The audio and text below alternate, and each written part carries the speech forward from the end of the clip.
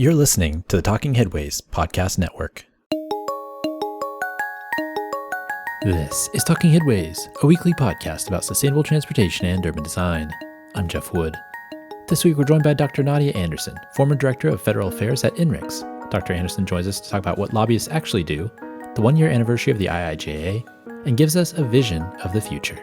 Stay with us. Today's podcast is brought to you by our wonderful Patreon supporters, past, present, and future. We really can't thank you all enough for the support, whether you've supported for a month or over 5 years. Join this merry band of infrastructure nerds and zoning wizards and support Talking Headways and Mondays at the Overhead Wire. $2 a month gets you stickers, including our Cars Are Cholesterol sticker and a handwritten note. $10 a month gets you one of our transportation scarves. Thanks everyone from the advocates to the bus drivers that support this show. Go to patreon.com/theoverheadwire to support. That's patreon.com/theoverheadwire. You can also get our transportation scarves, sign up for our daily newsletter started in 2006, or get our audiobook version of Raymond Unwin's Town Planning and Practice by going to theoverheadwire.com. Also, in the show notes, you'll find links to the bookshop.org affiliate store and link to purchase some of our Cars Are Cholesterol merch designed with the great help of Richard Wazensky. Follow him on Instagram at DickDavidSketches if you get a chance. Thanks for all your support, and we look forward to sharing with you what's next. Well, Dr. Nadia Anderson, welcome to the Talking Headways podcast. Hi, it's great to be here. Thank you for having me. Well, thanks for being here. Before we get started, can you tell us a little bit about yourself? Yes, so I have a little bit of an interesting background. I've been working in the transportation mobility space for the last 15 years, spanning public, private, nonprofit sectors. I'm a government affairs professional with a research background, so that makes me a nerdy form of a lobbyist in many ways. And I worked at all levels of government, both domestic and international. So that's me in a nutshell professionally. What does nerdy lobbyist mean? Like, aren't all lobbyists supposed to be nerdy? All lobbyists are nerdy, but I think I may take it to the next level. Like, I really love to read really long academic papers, learn about the data, and also try to figure out how to make good substantive arguments focused on good policy and what the vision of like really good public policy is. Not saying that all lobbyists do that, but I don't think many have, PhDs in urban affairs and public policy. So I bring that qualitative researcher lens to everything that I do. Well, I appreciate that. Well, what's your job entail as the Director of Federal Affairs? Like, what is your kind of day-to-day, lobbyist action? So it's really fun and exciting working in the data space because there's so much that you can do, not only from a practitioner's point of view, but also when it comes to putting together the next generation of public policy. So playing with the numbers in a way to figure out what's happening, what's being said, but then also asking some really interesting questions about, what we don't know and then what data sets are out there that could help either put a finer point on it or give those people who are working on the ground the tools that they need to be able to solve it. When it comes to actually advocating, it's a lot of conversations of educating folks on what data can be used to do and the various sets of data that are out there, but also thinking about what's missing when it comes to like data insights and analytics and doing a little bit of innovative thinking about trying to solve future problems, but also figuring out if there are things that we may think are, I'm going to say fact, for lack of a better word, that should be interrogated and maybe, revisited based on what it is that we know today. I think a lot of people think of lobbyists in terms of like cigars and back rooms and those types of things. What does that visual mean to you versus what you just told us? I think it's funny. So I had a very similar thought of what a lobbyist was based on movies like Thank You for Smoking, and then also looking at The West Wing and House of Cards and all the things that we see on TV. I would say in comparison to that in real life, it's a lot of people who are really thoughtful, sitting around the table and having conversations with the goal of figuring out, what should be done. And then also figuring out, what has been done in the past and what impacts have happened. And then figuring out what is the spirit of what everybody's trying to do and what needs to be changed. There is a level of, I would say, healthy debate that happens in most, circles when it comes to the advocacy community. But I think the misnomer is that, lobbying and engaging in government affairs is a bad thing. I think it's something that is a part of democracy, and it can be used as a tool to help make sure that we are all progressing towards, the future society that we want to see. And I think it's good to have different people with different ideas around the table, sort of hashing things out and working on, very pressing and important issues. I guess as long as it's an open table, the problem is when, the backroom deals, I guess, are hashed out. I've known a number of lobbyists and folks who are registered as lobbyists, which do good work. So I appreciate that. So what kind of things are you working on these days? What kind of things are you sitting around a table and trying to discuss with folks and trying to maybe change some minds about? So my day-to-day based on that question is likely a lot talking about the bipartisan infrastructure law. So landmark transportation legislation, a once in a generation, so supposedly sustainable injection of funding to address some of the toughest challenges we face. It is trying to figure out, how to measure and understand safety by using data insights and analytics. how to actually understand the big question that's out there today on transportation equity based on the administration's focus when you look at Justice 40 and the equity action plans that are being put in place, and trying to understand, what research methodologies either can be leveraged or need to be recreated or created in order to be able to understand how to measure and get to the outcomes that are the spirit of the legislation and the intent behind the legislation and all the programs that are being put out. On a day-to-day, when it looks like that table is trying to figure out, what guidance looks like, what the notice of funding opportunities and the rules for being able to apply for competitive grants look like. But then also having conversations, as you mentioned, about like access to the table. Everyone is focused on equity. What does it mean to really focus on equity? What does it mean to bring new voices and perspectives to the table? And then what does it mean to have them at the table in a substantive manner, not only when you're talking about developing the rules, but also when you're looking at, and analyzing the impact of the grant funding that's going out and the impact and what changes and tweaks need to be, made or should be made based on how things are playing out on the ground. What does the discussion about equity look like in those circles now as maybe compared to like before 2020? That's a really good question. I would say before 2020, the word was not even being discussed in many of the circles. I think there were people who've been working for decades on transportation equity, and they were having those conversations, but it hasn't hit the fever pitch that it's hit now. You have an all of government approach now focused on equity led by the administration. And that's the first time that I've seen such a thing happen in my career working in transportation. So I think it's on the radar of everyone. I think the conversations are focused on understanding what that means. A lot of folks tend to use equity and equality as synonyms. So there's a big push in making sure people understand the difference between equity work and then equal distribution of resources.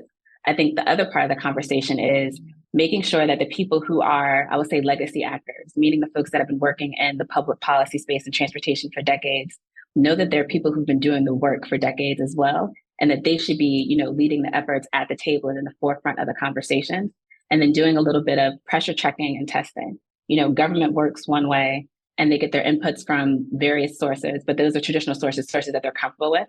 A lot of the conversations now are what new methods need to be brought to the table, what new ways of thinking about problems and questions that you're going to try to answer from a public policy perspective need to also be discussed. And I think people are really trying to figure out, how do you do this both in a manner that is substantive, reflective of the communities who are looking to be served in a different way, but also efficient, meaning, you have a 5-year bill, but money's going out the door already.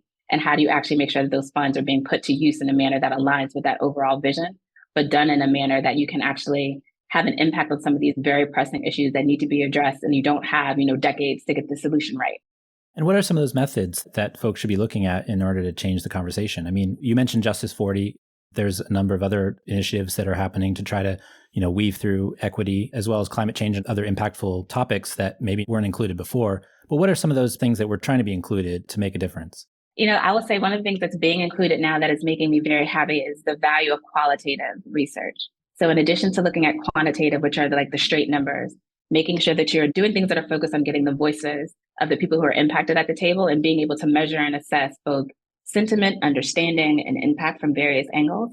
Another thing is looking at various data sets. So for example, when you look at road and traffic safety, people rely very heavily on FARs and crash reports.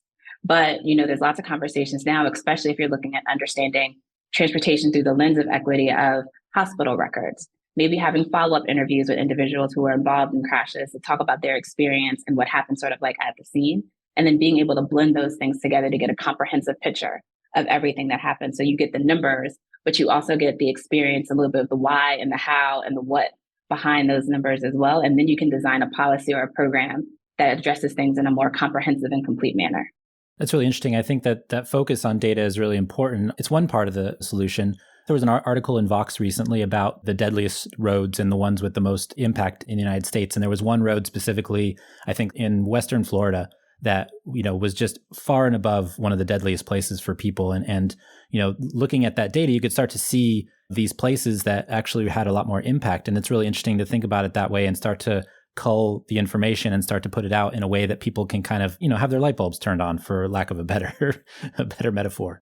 Yeah, no, I love it. That's another part of the conversation that is happening as well. These are very nuanced and wonky and nerdy topics and subjects, and each of them have their own respective disciplines behind them.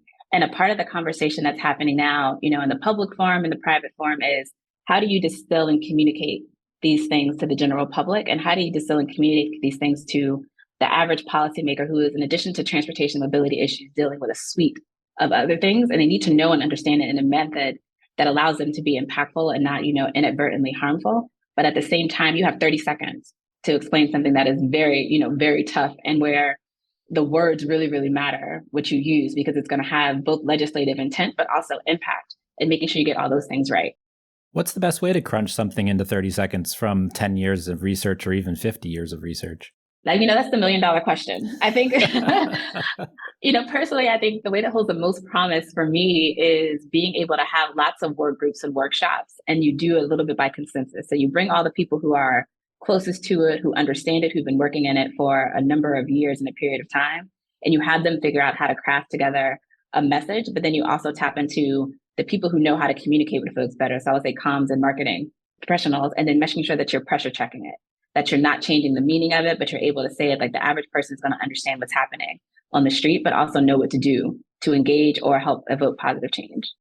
The language and framing is really important. And we try to talk about that on the show a fair amount. And I think that the way that we talk about things is just as important almost as some of the research behind it. So I'm wondering, from your end, getting together with those folks, communications folks, thinking about the ways that people can actually frame an issue so that it gets traction, how does that impact how your work goes? And even when you go and talk to folks on the Hill or other folks trying to get, information into the NOFAs and everything else that you're involved in? It plays a major role in how my day-to-day goes, but also how my ability as a public policy professional and somebody who cares about the topic can be impactful inside of this space. And it's a lot of making sure that people understand simply at the most basic level what it is that's happening and what they can do to change it, and not getting lost in some of the technical details or the technicalities. Words are extremely important. So my goal personally is making sure when people use equity, they're talking about equity and not equality. And my goal personally, when it comes to road and traffic safety, is that people recognize the importance of using the word crash and not the A word, as we say, because it frames it in your mind in a different way. And then also making sure that people understand the inadvertent impact that the word you use or the framing can have on the people who you're trying to reach.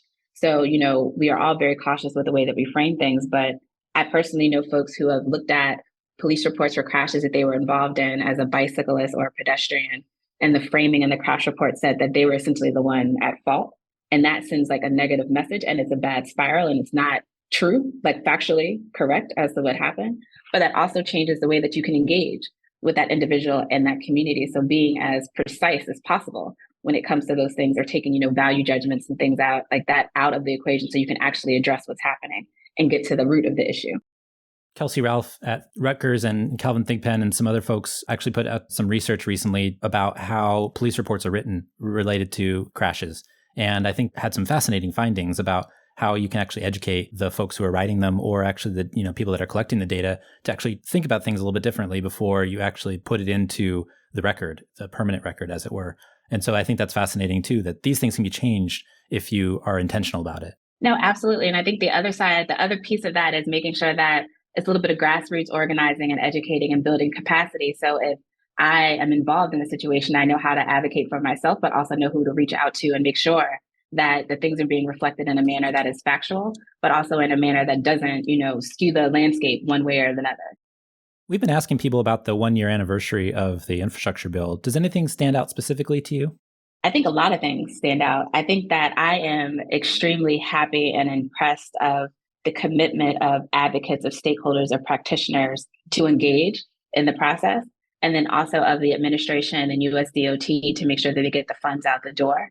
And I also love the fact that people are looking at this as a living piece of legislation, meaning understanding that they want feedback, meaning that they know that the people on the ground have different perspective, points of views and insights, and that there is a role for, the private sector, academia, and nonprofits to play in this conversation, and people going above and out of their way to make sure that they're bringing those voices to the table, and also having the mentality of, this is our first cut at it. We will continue to tweak and make sure that we are doing the right thing. And if we see unintended consequences or outcomes that we did not anticipate, we're willing to change the programs or tweak the programs, or to make sure that we continue to strive towards the goals that we've outlined, as you mentioned at the onset, of making transportation safe, sustainable, but also making sure that we are addressing all road users and not being, over-indexing to one mode of travel over the other, but also giving some of the other modes that are being used their due and their credit that they need to be able to grow and thrive.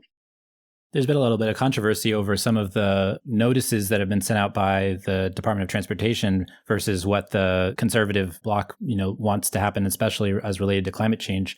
I'd mentioned this in a couple of shows before, but, Stephanie Pollack wrote about how they would like DOTs to measure their greenhouse gas emissions, and state DOTs pushing back on that. And then senators are pushing back on that as well.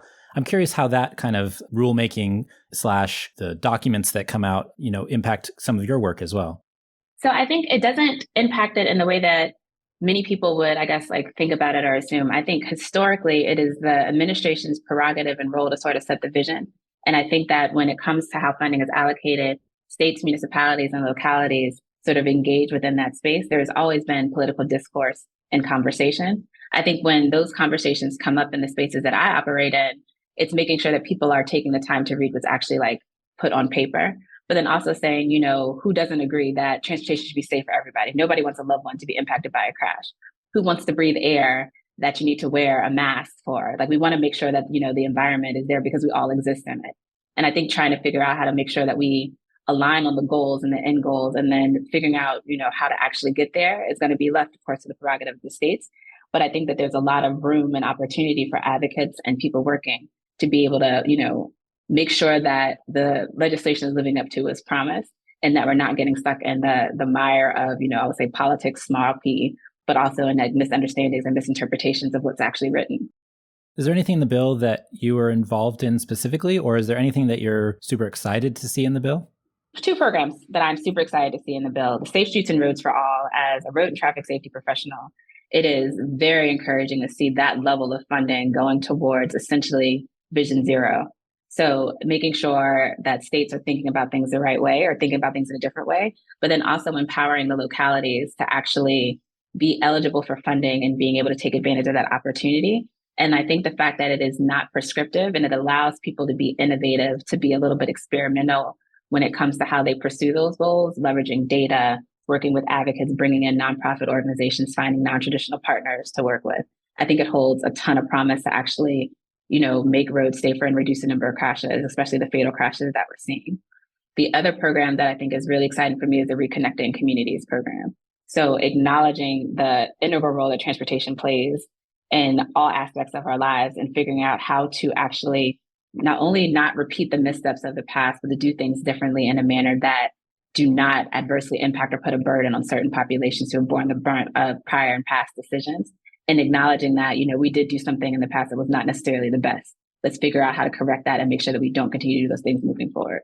That one's really interesting because I think lately, and I had Stephanie Gidby Jenkins and Helen Chan on recently to talk about this, but one of the things that's really interesting about that Connecting Communities piece of legislation is that, I think it has a certain intention of tearing down highways, reconnecting communities that were split by them.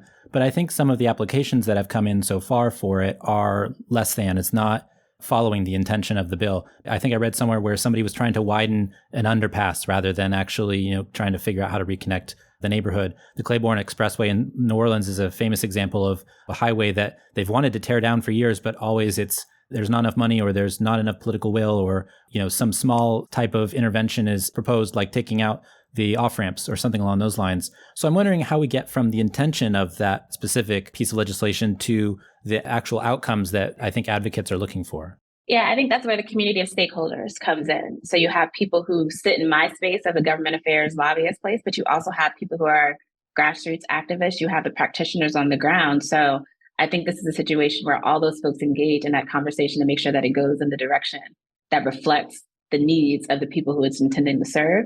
I think a lot of times when we look at these policies, there can be sometimes daylight between the legislative intent and what actually happens on the ground.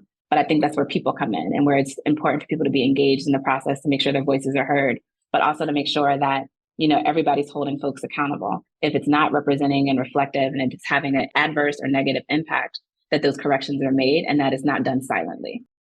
You're also part of the UNC Highway Research Center's Collaborative Science Center for Road Safety. What are you all working on? So there are a number of things that are happening inside of UNC CSCRS, who has a very long title. And so it's It's like an acronym soup. acronym soup. And it took me a really long time to remember it first. You said that really fast too, like you've been practicing. Lots of practice. So yeah, a lot of things coming out of that. Laura, the executive director, is phenomenal, and she has a great team that's working with her. And so being able to do things that are traditional in the road safety research bucket, so looking a little bit like human factors, but also being able to be forward leaning, looking at ways to leverage data, looking at ways to look at new and emerging mobility options and the impact that they're having. And then also being able to engage in research that is, I will say, cutting edge, but also asking different questions and looking at things in different ways.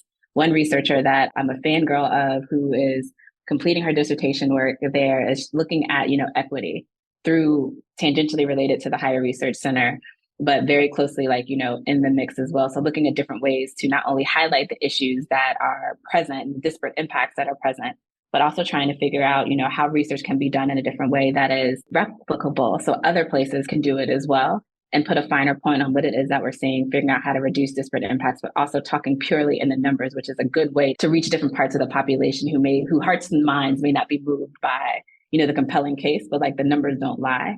And so that's one of the things that I love that's coming out of that organization overall. But I think the thing that I like the most about being involved with them is that we ask the hard questions, we engage in the hard conversations, and we're trying to figure out how to make sure that the center not only lives up to its mission and vision, but it also remains relevant and is sort of cutting edge and hopefully engaging and leading some of the conversations, about the future of transportation and mobility, especially when it comes to road and traffic safety. What are the hard questions? The hard questions are, how can we get to zero, simply put? And how can we actually execute a comprehensive approach in a comprehensive manner? And it is essentially the situation of, you can't tweak one thing, you have to tweak everything at the same time if the goal is there. And how do you bring all those people together to start working in concert under this goal of getting to zero? So that's again, another $1 million question that people are trying to figure out. And then also, how do you get the public bought in to what's going on and aware and educated? Because it's a public health issue, but it's something that is extremely personal, and it's something that people can do. People can change their behaviors and it'll have an immense and tremendous impact on what we're seeing. But how do you get a person to think about things differently? Not only how they move, but also their behaviors when they're traveling. How much is it the responsibility of the industry, though? The traffic engineering industry, transportation planning industry overall? It feels like you said there's hard questions, which I totally agree with. There's also hard answers, and there's answers that we know are true, but people don't want to follow them. Let's say making slower speed limits or reducing the size of vehicles. A lot of the autonomous vehicle stuff that would be beneficial now, automatic braking and things like that, not necessarily autonomous vehicles writ large, but some of the technology that's come out of that. I feel like we have answers, but we don't want to implement the solutions. Yeah, I think it's shared. I think responsibility is shared, and it's not the best answer, but I think everybody sort of has a role to play. I think the other thing, and this is the world that I exist in, so I could be, a little bit biased here. I think the politics and the perceptions also matter when it comes to things. You mentioned speed, and I remember being a part of many a conversation in many a locality about the data pointing to the necessity and need to lower the speed limits in certain places. But everything got stuck because they wasn't necessarily aware of the political will and issue, but also what needed to be done and changed legislatively for that to happen. And you have a lot of folks who, by attrition, it takes a really long time. And there's another issue that's going to pop up that's top of mind. So kind of attention gets diverted there. And I think that's why it's shared responsibility. I think that there are things that industry can do for sure. There are things that public policymakers can do for sure. There are things that engineers and planners can do for sure. And I think that the way that we get to the outcomes that we want to see is by everybody figuring out how to align and act in concert. And I think also by bringing some new thoughts to the table. For example, in a lot of the conversations when it comes to road and traffic safety specifically, there are not a lot of lobbyists in the mix. And lobbyists and government affairs professionals are the people who know how to actually get things done and know the landscape that needs to be navigated in order to get to the end goal. And I think the more of us that engage in that space, we'll see some different outcomes when it comes to being able to do some things. I think it's the same when it comes to looking at, the types of vehicles that are produced, when it comes to the types of roads that are being designed as well. I think it's getting those different voices to the table. So not only having the community and the practitioners, but also having those people who know the policy and political landscape very well, being able to spend some time in that space as well. I've seen a lot of people have been frustrated with that, though. I mean, generally because of the amount of collisions and deaths that keep happening because of political expediency. So here in San Francisco, for example, we've redesigned a number of streets And Cesar Chavez is one of them that was completely redone, but it still has the same amount of crashes that it did before, even though they put in bike lanes, they narrowed the lanes, they put in a median, and they made some political trade-offs because of some of the opposition in the neighborhood that actually have not improved safety. And so I think there's frustration with that and frustration with folks who know better from a design perspective. And I see where you're coming from, and I totally understand the political, dance that happens everywhere about these topics. But I think there's a lot of folks who are starting to get super frustrated with it because of the way that, the outcomes, that we all want to see the raw numbers at the end of less crashes and getting to zero. But a lot of times there's a lot of lip service towards zero, but then when it comes to act, it doesn't happen. Yeah, and I think that's where the value of like those comprehensive strategies and approaches come. You can do a lot from design. You can do a lot when it comes to the policies and legislation space, but there's also a lot that needs to be done when it comes to making sure that the hearts and minds of the people who are traveling understand how their decisions impact others, but also getting to that, I'm gonna say, behavior change, like avoiding, for sure, you're not blaming necessarily like the victim, but also making sure that people understand the role that they play as well. So internationally, they do a really different job when it comes to highlighting how your decision to speed on a road will impact everybody else out there. Or how, your decision to get behind the wheel and pay attention to your phone at the same time has a ripple effect and impacting this more than just you.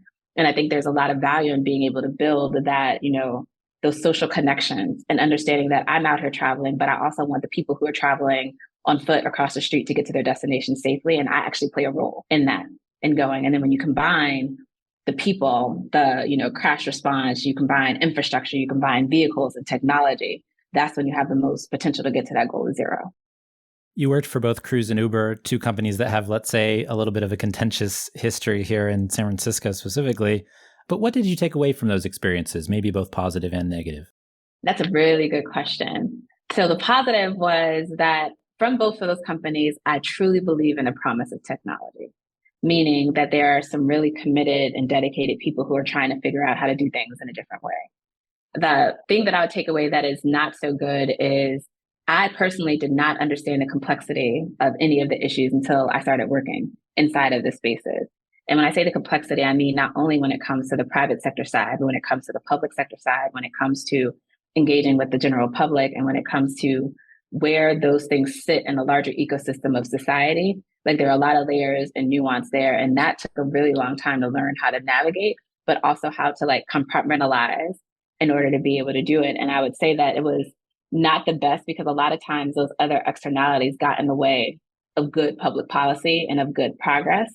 To put a finer point on that, meaning the legacy reputations or the preconceived notions associated with the private sector, specifically when it comes to tech, kept me from being able to have really good public policy conversations. Meaning, you don't necessarily get the benefit of the doubt. You don't get a chance to explain. And I think that there sometimes is a little bit of unreadiness. And not only when speaking of like city, county, San Francisco, but any place that I've talked to internationally, where it's hard to highlight things that people don't know, like the unknown unknowns that are out there. And I think that in order to get to a place where you can get good public policy that comes from public-private collaboration, there needs to be like mutual respect, but also mutual understanding that there may be things on both sides that aren't readily apparent. And the way that you get to those good answers is to have those true conversations with each other, but also coming to the table as peers and trying to work together in earnest towards a common goal. Can you give me an example of something like that happened? An example would say, I'm going to give you a very vague example on purpose, so I'm going to apologize for that.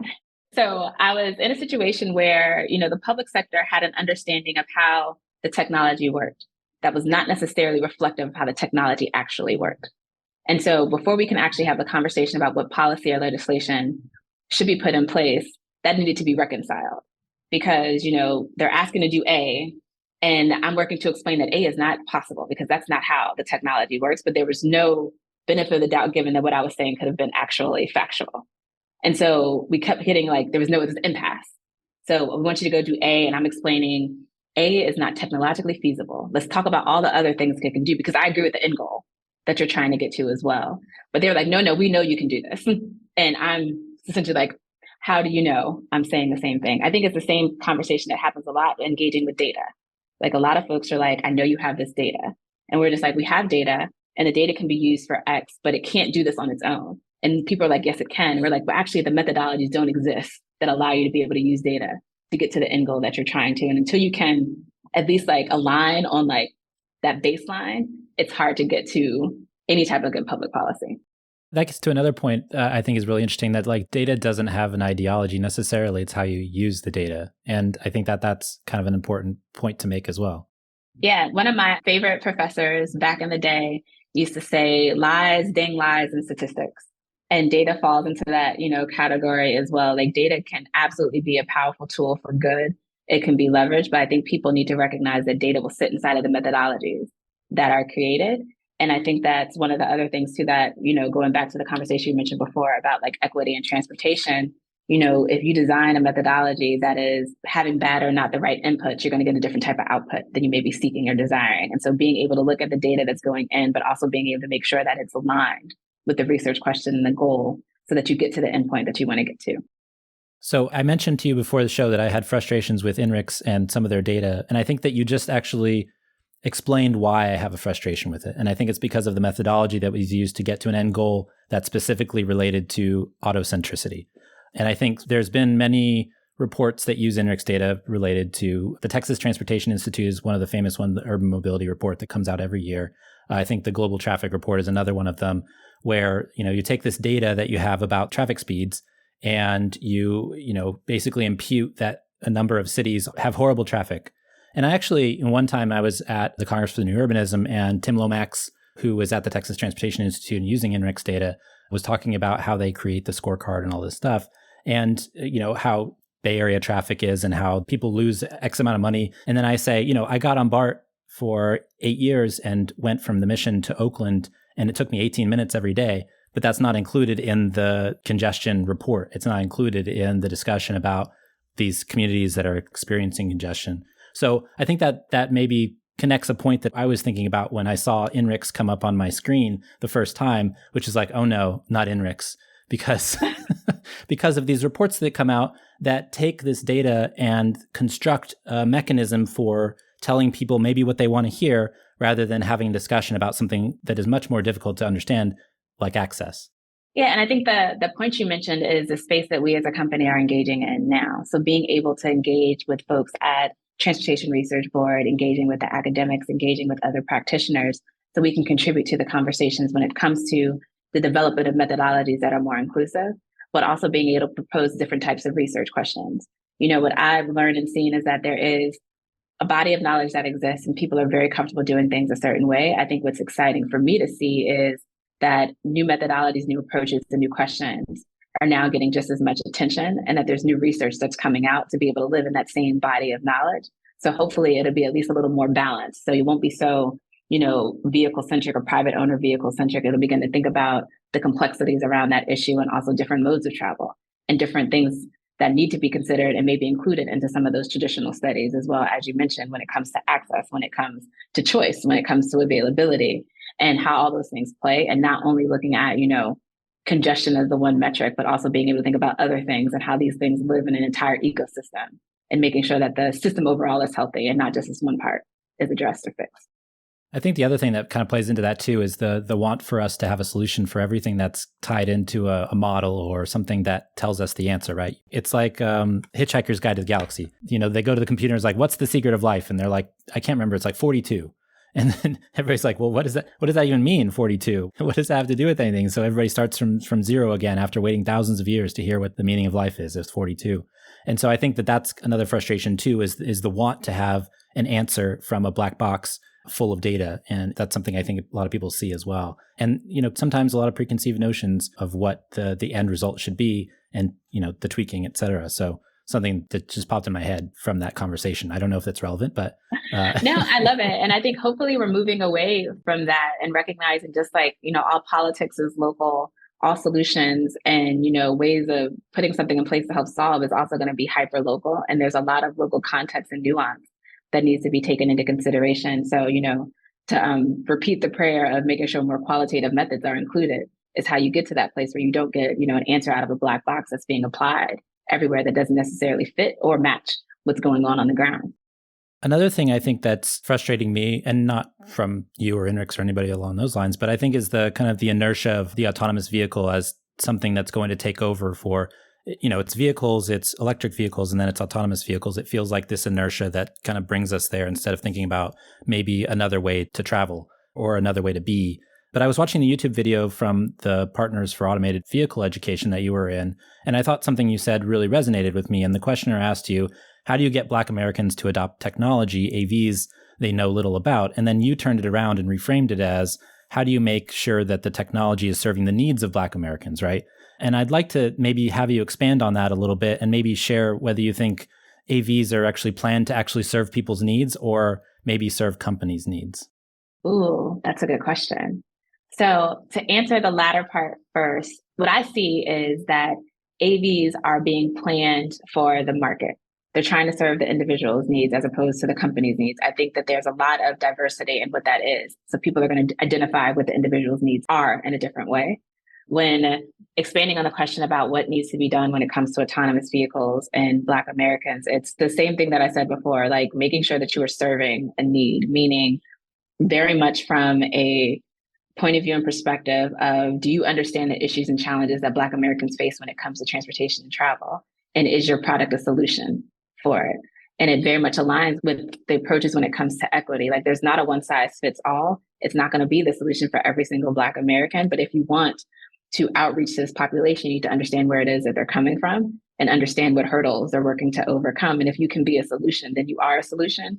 But it shouldn't be a situation where it's being forced upon any person, any community. And, I personally feel the same way about any type of technology or mobility option or travel choice, that it needs to address an issue that population is having, and you shouldn't limit what's available to me because of what you feel like I should get. And I think that's true when it comes from not only industry, but sometimes also true when it comes from public policy and legislation. An example would be, and this is a controversial one, is when we talk about car ownership. And there's a lot of movement in a lot of cities about reducing personal car ownership. However, that lives in the space of recognizing that if a person is looking to climb socioeconomically, is looking for access, is looking for various things, car ownership is actually something that's very helpful for being able to do these things. And in a lot of places, unfortunately, the options are limited, meaning, public transportation may not be a viable option considering different constraints and limitations. And I think that it doesn't mean that you shouldn't invest in public transportation or transit. It means that you need to be careful to not close off other options and opportunities for people based on the worldview that does not necessarily or may not necessarily reflect the experience of the person on the ground.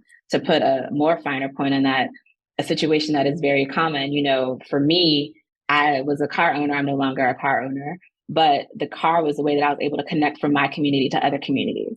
And if it was a situation where people were saying it's going to be very expensive for you to own this car, I would have had limited access to not only educational opportunities, but also professional opportunities and volunteer opportunities and the ability to meet family obligations. And I think a lot of times things like that are not included in those conversations. And I think they need to be a part, not that they would necessarily determine the way that things go one way or the other, but definitely needs to be, considered when it comes to those things. And I think it's the same thing when it comes to the proliferation of autonomous vehicles or any other alternative transportation technology out there. There needs to be more than one person's worldview coming towards the population. It needs to actually start with the population and see what it is that they need, what hurdles they're trying to address, and then solutions should come from those things.